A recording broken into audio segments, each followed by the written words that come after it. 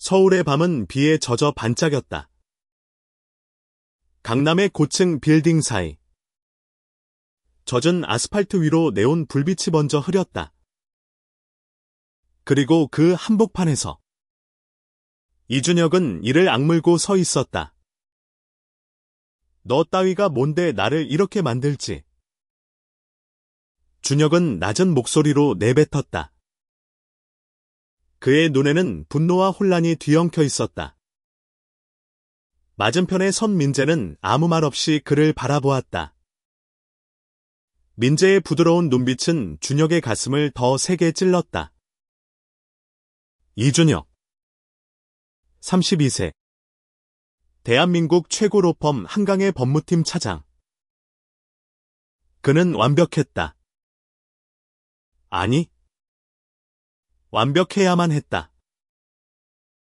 어린 시절부터 그는 부모님의 기대를 짊어지고 단 한 번의 실수도 용납되지 않는 삶을 살아왔다. 명문대 법대, 사법고시 수석, 그리고 이제는 로펌의 차세대 리더로 불리는 위치. 그는 늘 이겨야 했고 늘 최고여야 했다. 하지만 그의 앞에 나타난 한 사람. 강민재가 모든 것을 뒤흔들었다. 민재는 28세. 같은 법무팀의 신입 변호사였다. 그는 준혁과 달랐다. 민재는 노력 없이도 빛나는 사람이었다. 부드러운 미소, 사람을 끌어당기는 따뜻한 말투, 그리고 누구나 인정하는 천재적인 두뇌. 민재는 들어온 지 6개월 만에 팀의 핵심 프로젝트를 맡았고 심지어 준혁의 상사인 팀장마저 그를 칭찬했다. 민재 같은 인재는 드물어. 그 말은 준혁의 가슴에 비수처럼 꽂혔다. 왜 너야? 준혁은 민재를 처음 만난 날부터 그를 증오했다. 민재는 준혁이 쌓아온 모든 것을 위협하는 존재였다. 민재가 회의에서 한마디 할 때마다 준혁은 자신의 자리가 흔들리는 듯한 불안에 휩싸였다. 하지만 더 끔찍한 건 준혁이 민재를 볼 때마다 느껴지는 이상한 감정이었다. 분노라고 이름 붙이기엔 너무나 뜨겁고 증오라고 부르기엔 너무나 깊은 무언가. 그날 밤 강남의 한 골목에서 두 사람은 마주쳤다. 회의 후 이어진 술자리에서 민재가 준혁의 제안을 거절하며 던진 말. 준혁 선배. 왜 저를 그렇게 미워하시죠? 가 준혁의 신경을 건드렸다. 그는 술집을 뛰쳐나왔고 민재가 그를 따라왔다. 비가 내리는 거리에서 준혁은 민재를 향해 소리쳤다. 너 때문에 내가 무너지고 있어. 준혁의 목소리는 떨렸다. 너 같은 놈이 왜 여기 나타난 거야? 민재는 잠시 침묵했다. 그의 눈빛은 흔들렸지만 곧 단단해졌다. 저는 선배를 무너뜨리려는 게 아니에요. 저는 그냥 선배를 좋아해요. 그 말은 준혁의 세계를 뒤흔들었다. 그는 멈춰 섰다.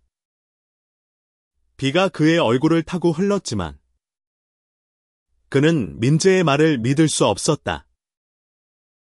뭐라고? 민재는 한 걸음 다가왔다. 저 선배 좋아한다고요. 그의 목소리는 작았지만 단호했다. 준혁은 숨을 쉴 수 없을 만큼 가슴이 뛰었다. 이건 분노가 아니었다. 이건 증오가 아니었다. 이건 무언가 다른, 훨씬 더 위험한 감정이었다. 민재의 고백은 준혁의 머릿속을 혼란으로 몰아넣었다. 그는 그날 밤 집으로 돌아와 침대에 누웠지만 잠을 이룰 수 없었다. 민재의 눈빛. 그 떨리는 목소리가 자꾸만 떠올랐다. 내가 왜 이러지? 준혁은 거울 속 자신의 얼굴을 바라보며 중얼거렸다. 그는 늘 자신의 감정을 통제해왔다. 하지만 민재 앞에서는 모든 것이 무너졌다. 다음 날, 사무실은 여느 때처럼 바빴다. 한강 로펌은 대기업 간의 소송을 준비하느라 정신없었다. 준혁은 민재와 같은 회의실에 앉아 있었지만 그의 시선은 민재를 피했다.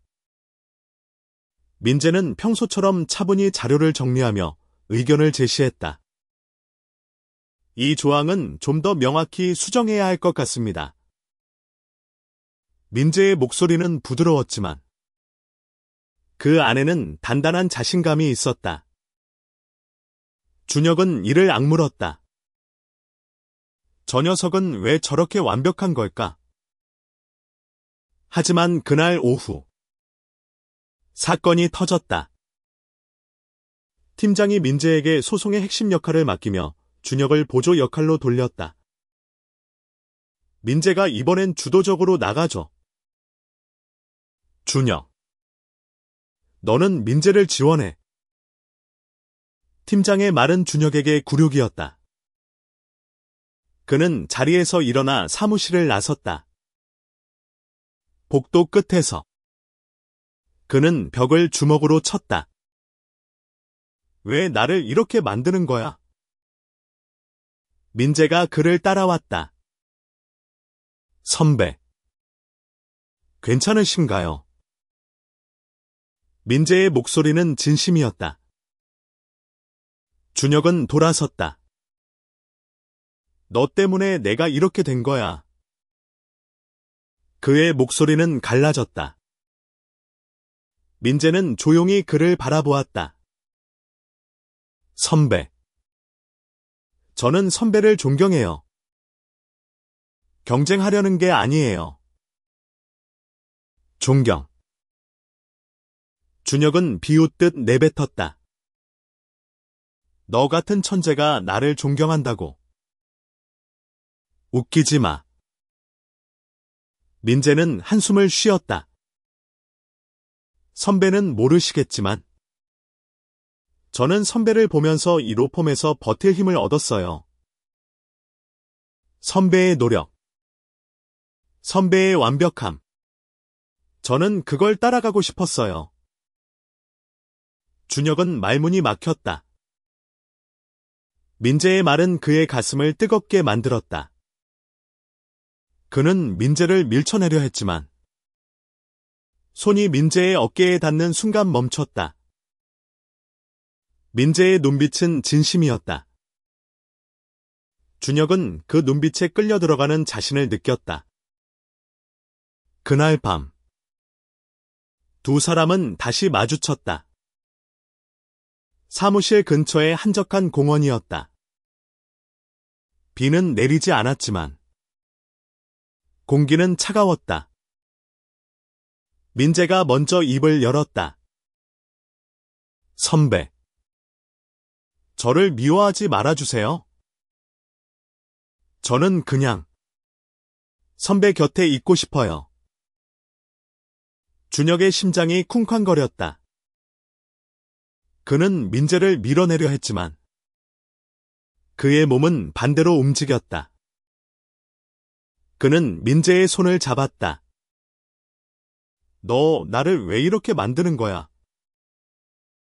그의 목소리는 떨렸다. 민재는 조용히 미소 지었다. 저도 몰라요. 그냥 선배가 좋아요. 그 순간 준혁은 더 이상 참을 수 없었다. 그는 민재의 손을 놓고 한 걸음 다가갔다. 두 사람 사이의 거리는 점점 좁혀졌다. 준혁의 숨소리가 거칠어졌다. 너 진심이야. 그의 목소리는 갈라졌다. 민재는 고개를 끄덕였다. 네. 진심이에요. 그리고 그들은 키스했다. 공원의 나무 그늘 아래. 차가운 밤 공기 속에서 그들의 입술이 닿았다. 준혁은 처음엔 당황했지만 곧 민재의 따뜻함에 몸을 맡겼다. 그 키스는 분노와 갈등, 그리고 억눌렸던 모든 감정이 터져 나오는 순간이었다. 키스가 끝난 후 준혁은 민재를 밀어냈다. 이게 뭐야? 이건 아니야. 그는 혼란스러웠다. 그는 자신의 감정을 받아들일 준비가 되어 있지 않았다. 민재는 조용히 그를 바라보았다. 선배. 괜찮아요. 저는 기다릴게요. 다음 날. 준혁은 사무실에서 민재를 피했다. 그는 자신의 감정을 부정하려 했다. 이건 잘못된 거야. 내가 왜 이런 걸 느끼는 거지? 그는 스스로를 다그쳤다. 하지만 민재의 미소, 그의 부드러운 목소리가 자꾸만 떠올랐다. 한편, 소송 준비는 점점 더 치열해졌다. 준혁과 민재는 같은 팀으로 일해야 했지만, 준혁은 민재와 눈을 마주치지 않으려 했다. 그러나 민재는 달랐다. 그는 여전히 준혁을 존중하며 그의 의견을 물으며 팀워크를 유지하려 했다. 그러던 중 준혁은 민재의 과거를 알게 되었다. 민재는 지방의 작은 마을 출신이었다.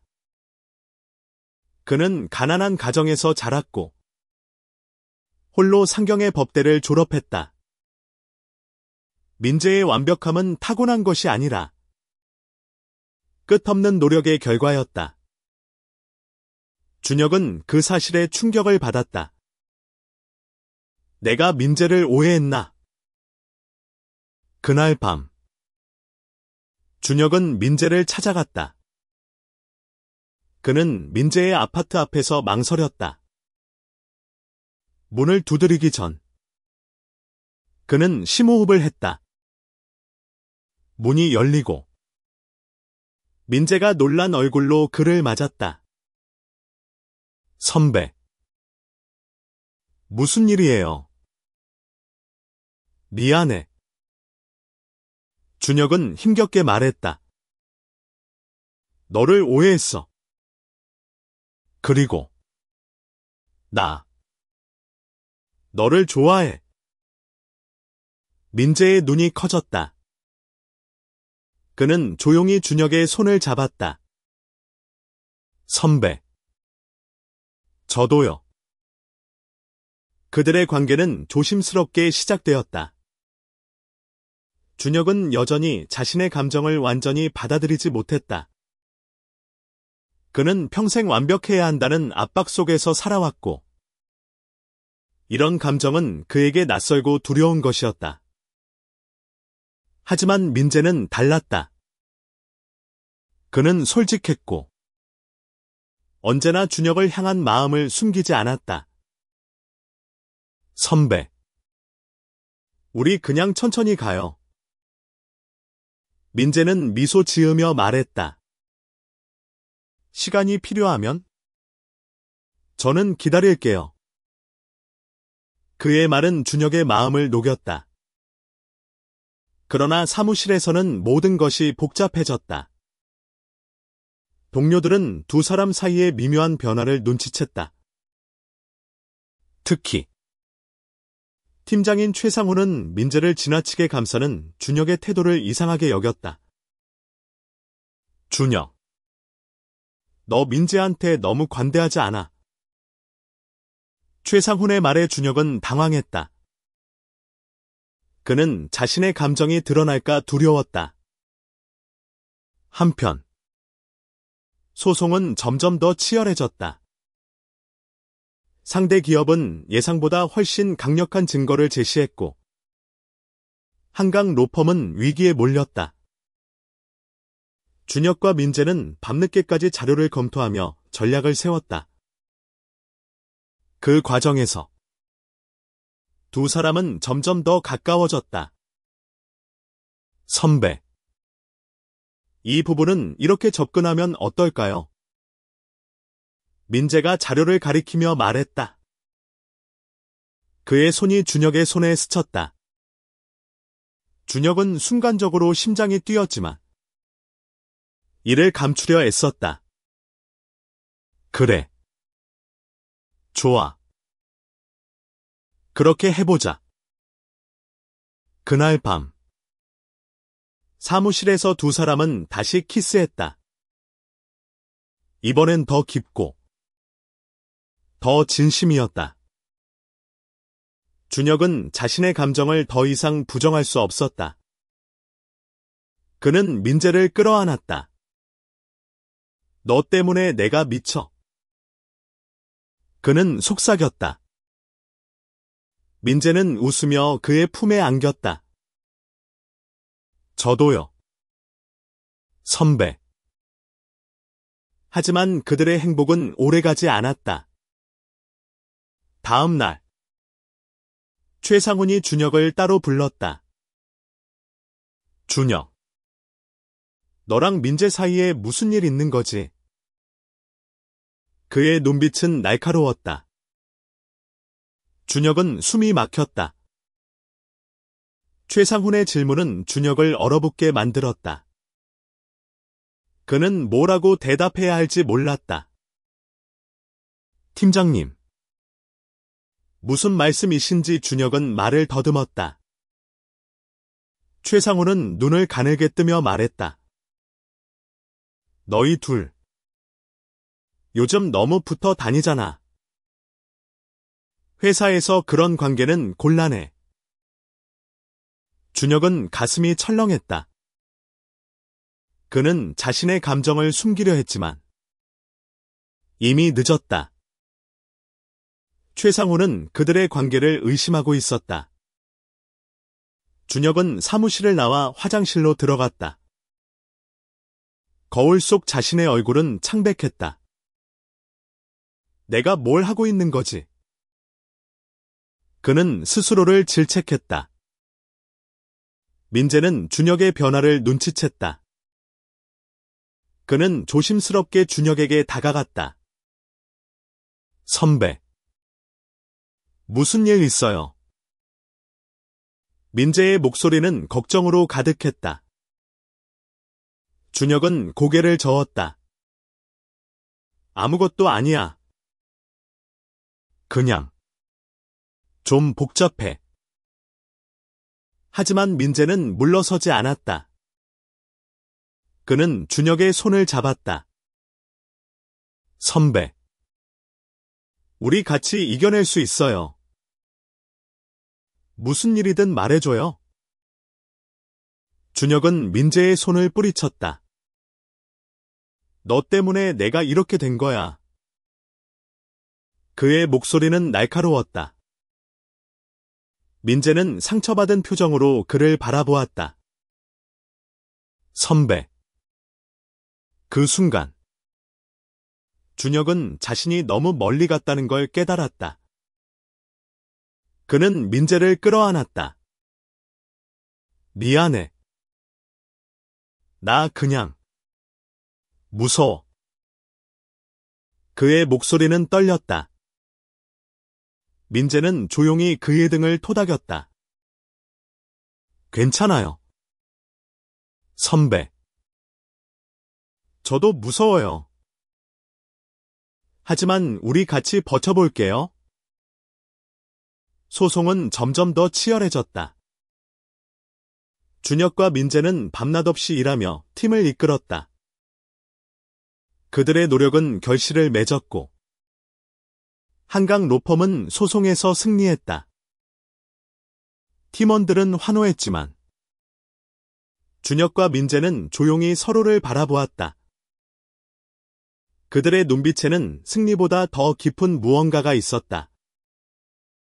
승리 후 팀은 축하 파티를 열었다. 강남의 한 루프탑 바에서 팀원들은 샴페인을 터뜨리며 웃고 떠들었다. 하지만 준혁은 마음이 무거웠다. 최상훈의 의심은 여전히 그의 머릿속을 맴돌았다. 그는 민재와 거리를 두려 했지만 민재는 그의 곁을 떠나지 않았다. 선배, 한잔해요. 민재가 잔을 내밀었다. 준혁은 망설이다가 잔을 받았다. 그들의 손이 스쳤고 준혁은 다시 심장이 뛰는 것을 느꼈다. 그는 민재를 바라보았다.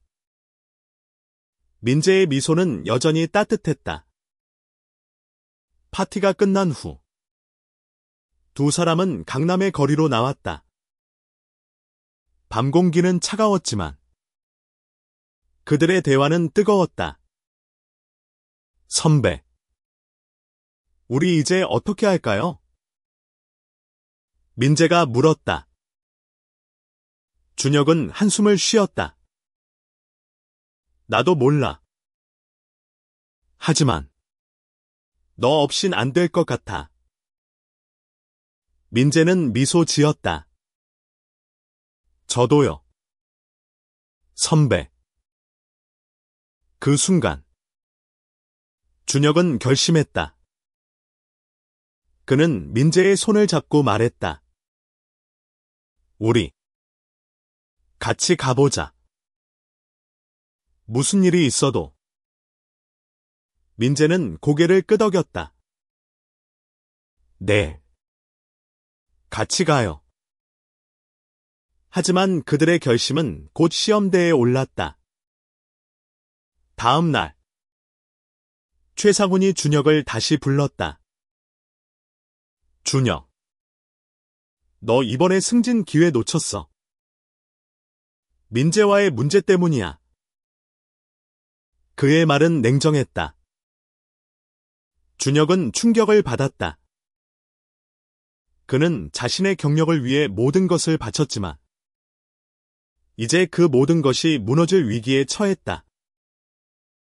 준혁은 사무실을 나와 한강변으로 갔다. 강물은 잔잔히 흐르고 있었지만 그의 마음은 혼란스러웠다. 그는 자신의 경력과 민재 사이에서 갈등했다. 내가 뭘 선택해야 하는 걸까? 그는 혼잣말을 했다. 그때 민재가 그의 곁으로 왔다. 선배, 여기 계셨어요. 민재의 목소리는 부드러웠다.